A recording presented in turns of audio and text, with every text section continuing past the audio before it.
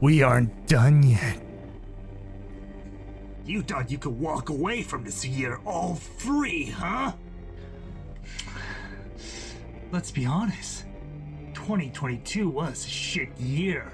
Why deny though? Some figures when you clearly know that you have all the complaints in the world. Please don't. I don't want to go back. Just saying. You know, deep down, the magic words.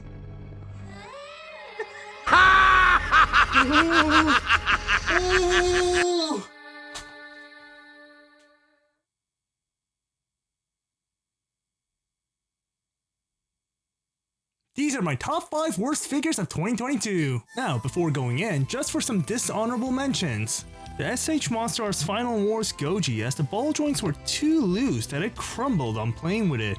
The real grade Gao Gar, as well the complete form is pleasing, building and transforming the kit was extremely tiresome, making me disappointed in a real grade in a while. And the Figma Akaza as a plain paint job, lack of meaningful accessories, and the awkward articulation is disappointing, especially for a Demon Slayer figure. Now for the actual list.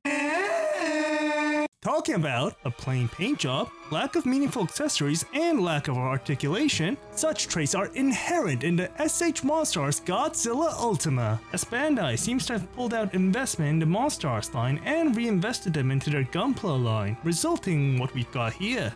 A Monsters figure that is substandard compared to the standards of the Monsters line, and probably why this was a premium Bandai exclusive and not available in the masses. Just move away from this kit unless you're a hardcore Godzilla Ultimate fan or a fan of Godzilla Singular Point. Now, here's a figure I didn't talk about. The Figma Galo Thymos. In my opinion, I was highly anticipating for this because, first of all, I love Romare, and secondly, Figma Trigger products usually are pretty good. Then, why is this figure on the list? It's all the sculpt, articulation, and accessories. Then what's the problem, you might ask? And I reply, because the joints can't support the body. The lower half, especially the legs, are so thick that it has a tendency to fall off. Talk about articulated figures, this is more or less a statue at this point.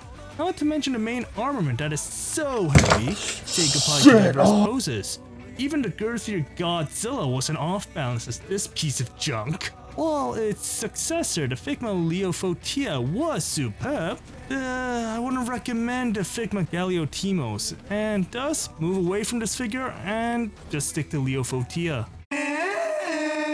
Moving on from the future and to a galaxy far, far away is another Trigger character.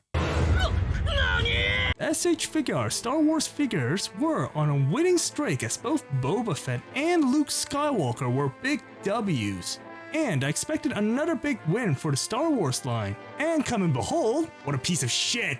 The details, especially regarding the face, are lackluster as the paint used seems inorganic compared to that of Figma. This is in addition to a blotched paint job that ruins the overall sculpt, alongside the soulless accessories on Karre that just lost my faith in the figure arts line, when regarding anime characters of course. And this is coming from a big Star Wars fan and Trigger fan, so that's saying a lot. Talking about anime figures, for number 2 is the SH Figuarts Tokai Teio. Now, unlike your SH Figuarts Am Karre, where the face was, let's be honest here, shit, the face on Teio is Figma quality as the details are organically blended onto the face. The downside is actually how loose this figure is, as it can't stand to support herself and falls apart way too easily. And I really screwed the pooch on this one.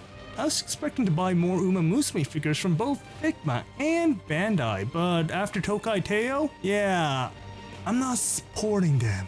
So I would highly recommend that you move away from the Figure Arts Tokai Teio or Uma Musume Figure Arts line. If my list started out with a Monster Arts, why not end it with a Monster Arts? As the SH Monster Arts Monster X easily takes the first place on this list. Why, you might ask? Well, my fellow viewer, this is the epitome of an overpriced subpar figure, as while the sculpt is screen accurate, the paint job below the belt is an atrocity, articulation is hardly existent, and a single pair of hands is hardly called accessories. making me further lose my faith in non-Gunpla Bandai releases, as well as realizing why, just like Godzilla Ultima, Monster X was a premium Bandai release, and making me reluctant on purchasing future premium Bandai kits. Stay away from this figure, not for the sake of your wallet, because Bandai knows how to release high quality kits, but supporting this practice will only lower the bar even more, in which we as the consumers are the losers. Monster Arts. I'm just gonna support the Figure Arts or Figma line because Figma at least has a standard compared to what Bandai is releasing right now, minus the Gunpla kits because the Gunpla kits are great. Talk about a depressing wrap up, but still, these are my top 5 worst figures of 2022, where I bought, reviewed, and revisited these figures so you don't have to. And I don't know what else to say. Have a happy 2023, and the morale of the story is, don't trust premium Bandai kits. That's it, that's the morale. Trust me. Just buy future releases through secondhand markets post-review. That's the answer. That is the answer.